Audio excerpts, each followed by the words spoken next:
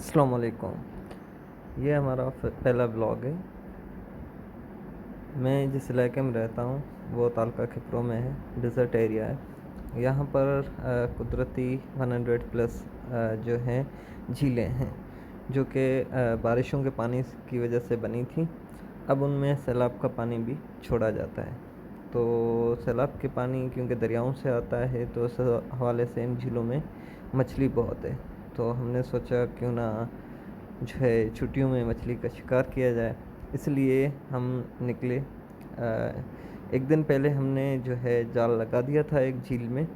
ठीक है, तो उस झील में शिकार करने में कोई मना नहीं है। तो आज जो है वो मैंने एक दोस्त के किसान जो था उसका फार्मर, तो उसको साथ लिया। मैंने कहा चलते हैं, आज हम जाल चेक करके आते हैं, शायद कोई मछली फंसी हो, कोई शिकार हो। तो फिर हमने ये डेज़र्ट सफारी की और हम जाल देखने के लिए निकल पड़े। तो जैसे ही हम करीब पहुँचे झील के, तो एक तो सीधा रास्ता जाता है जो आगे बहुत सारी झीलों पे जाता है। हम अपनी झील के रास्ते पर उतर गए नीचे। तो डेज़र्ट से जैसे ही नीचे उतर कर हम ऊपर की तरफ चढ़ना शुरू हुए, तो जो सामने जो टेला नज़र आ रहा है, इसके नीचे बिल्कुल झील है।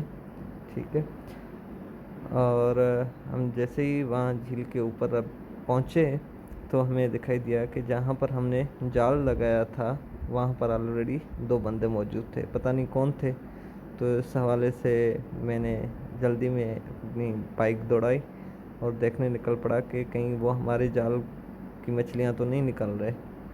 तो मैं इसलिए फुल टॉप भाग पड़ा, और पीछे मेरा कैमरामैन भी बेचारा भागता भागता आया। तो ये जो बेसिकली झीलें जो हैं, ये मीठे पानी की भी झीलें हैं और नमक वाले पानी की भी झीलें हैं। दोनों, एक नमकीन झीलें भी हैं और मीठे पानी की। तो ज़्यादा मोस्टली मीठे पानी वाली झीलें, और इनमें मछली बहुत पाई जाती है और हम अक्सर वेकेशंस पर इन मछलियों का शिकार करते हैं। तो यहाँ पर जो है ये फ्रेंडली डेज़र्ट भी माना जाता है, डेज़र्टी एरिया है सारा। और यहाँ पर आपको बहुत अक़साम के दरख्त भी मिलेंगे। बहरहाल जैसे ही हम वहाँ पहुँचे झील पे, तो हमने देखा कि वो जो दो बंदे थे वो हमारी गांव के थे, हमारे पास वाले गांव के थे। वो भी शिकार करने आए थे, उन्होंने अपना अलग जाल लगाया। फिर हम अपना जाल चेक करने के लिए पानी में उतर पड़े कि भाई हमारे जाल में कितनी मछलियाँ लगी हैं।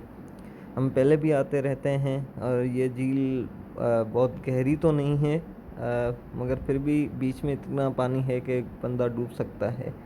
मगर किनारे पे पानी थोड़ा कम है, तो फिर भी हमने थोड़ा गर्दन तक जहाँ पर पानी आता है वहाँ तक हमने जाल लगाया है।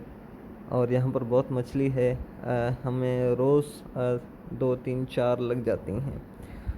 आज हमने देखा कि सोचा कि पता नहीं आज किस्मत में एक होगी, दो होगी, चार होगी, 10 होंगी। जाल तो काफ़ी लंबा है, 50 वाल का लगाया हुआ है। बहरहाल हम पहुँचे जाल की तरफ, जाल को चेक करना शुरू किया, तो शुरू में ही जाल के एक मछली फंसी हुई मिली। और ये गंदम कहलाती है, ये मछली गंदम कहलाती है। इसको फ़िलहाल यहीं पर छोड़ा और आगे जो है जाल को चेक करना शुरू कर दिया। क्योंकि झील के करीब दरख्त भी हैं, तो उनकी लकड़ियाँ वकड़ियाँ टूट कर जो है वो झील में गिरती रहती हैं। तो इसकी वजह से ये लकड़ियाँ कई बार जो है वो जाल में भी फंस जाती हैं, जिस तरह ये अभी फंस गई हैं और मैं इनको निकाल रहा हूँ। तो इनको निकालना पड़ता है, अदरवाइज़ मछली नहीं फंसती जाल में। तो फिर हमने इसको जाल को आज़ाद किया और फिर आगे चेक करना शुरू किया। हमारी किस्मत थी कि हमें एक और अच्छी मछली जो है कुर्डो, जो यहाँ की झीलों में बहुत ज़्यादा पाई जाती है और बड़ी लजीज मछली होती है। सांगड़ की मेरा डिस्ट्रिक्ट है, उसकी बड़ी मशहूर जो है मछली है ये कुर्डो। ये मछली हमें फंसी हुई यहाँ पर मिली और इसको रूहो भी कहते हैं। और ये मछली हमने निकाली। हमारा आज का शिकार जो है यही दो मछलियाँ लगी थी। ज़्यादा अच्छा भी नहीं था, बुरा भी नहीं था, सही हो गया। फिर हमने शॉपर निकाली, उसमें हमने मछली को निकाला। मछली बहुत बुरी तरह से फंस चुकी थी, तो थोड़ा निकालने में थोड़ा टाइम लग गया मुझे। कभी कभार तो मछली बहुत मतलब थोड़ी फंसती है और निकल भी जाती है, जाल को तोड़ भी देती है, मगर कभी कभी तो बहुत बुरी तरीके से फंसती है कि निकालने में भी आधा घंटा लग जाता है। और हम शाम को जाल लगाते हैं तो सुबह चेक करते हैं, फिर सुबह चेक करके फिर अगली शाम को ही दोबारा चेक करते हैं, यानी तकरीबन 10 से 12 घंटे हम जाल को रहने देते हैं। फिर मछलियों के निकलने का टाइम भी तकरीबन यही होता है कि सुबह को निकलती हैं ठंड के टाइम में और फिर शाम को निकलती हैं। तो ज़्यादातर मछली जो फंसती है वो एक सुबह के शाम टाइम पे फंसती है और दूसरा शाम के टाइम, क्योंकि दोपहर के टाइम गर्मी होती है बहुत, तो मछली गहरे पानी में होती है और किनारे पर कम ही आती है। हमने मछली निकाली और हम किनारे की तरफ चल पड़े। शॉपर में पानी भरा ताकि मछली जो है वो सही रहे। फिर हमने ज़्यादा फुदकती है तो कभी कभी शॉपर भी तोड़ के आ जाती है, तो पानी भरने से क्या होता है कि वो मछली रेस्ट में रहती है, फिर किनारे तक वो आराम से आ जाती है। कई बार ऐसा हुआ है कि पानी नहीं भरा, मछली शॉपर तोड़ के ही निकल जाती है। तो ये देखें हमारी ये आज का शिकार का पहली मछली। और एक बार हम भूल गए कि हम एक और पहली जो मछली थी वो हम निकालना भूल गए थे, तो फिर वो मैंने अपने दोस्त के किसान को कहा कि तुम जाओ वो निकाल के आओ। वो बेचारा गया, जल्दी जल्दी से वो जो हमारी मछली थी उसको निकाल के ले आया।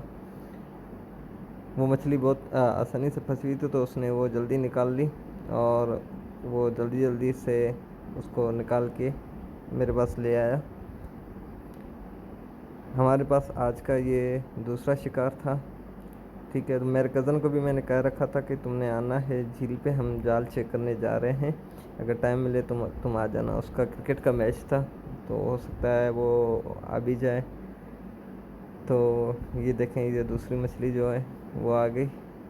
दो मछलियों का शिकार लगा था। ये गंदड़ कहलाती है, इसमें कांटे बहुत ज़्यादा होते हैं, और कुरड़ों में जो है जो पहली मछली है इसमें कांटे कम होते हैं। फिर हम चल दिए अपने पड़ोसी गांव के लोगों के पास, और क्योंकि हम तो बेसिकली जो मछलियाँ पकड़ते हैं वो घर पे पकाते हैं, मगर आज सोचा क्यों ना आज इन मछलियों का शिकार यहाँ पर जो है पका कर किया जाए। तो फिर हमने उनसे बात की। ये हमारे कज़न भी आ गए बाइक पर पीछे पीछे। उनका शायद आज मैच नहीं था। फिर हमने इनसे मशवरा किया और अपनी अपनी मछलियाँ इनके पास रखी और शाम तक इंतज़ार करने का सोचा कि जैसे ही दूसरी मछलियाँ आएंगी इनके जो जाल में फंसेंगी तो मिलकर पका कर खाएंगे।